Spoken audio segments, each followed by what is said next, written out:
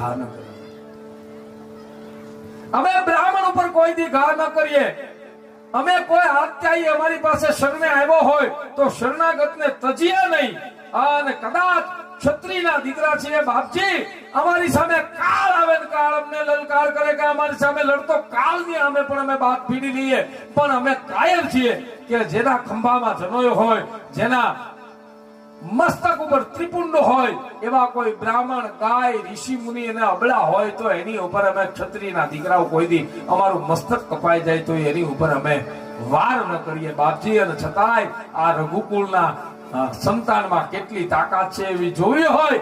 લક્ષ્મણજી કહે કે જનઈના તાગડા તોડી નાખો, માથા ઉપરથી ત્રિપુંડ ભૂસી નાખો અને પછી આવો સામે લડવા. તો તમને બતાવું કે સુમિત્રાના નંદનમાં સુમિત્રાના દૂધની કેટલી તાકાત છે. આમ જા બોલ્યા જા તો ફરસું લઈને લક્ષ્મણને મારવા માટે દોડ્યા છે.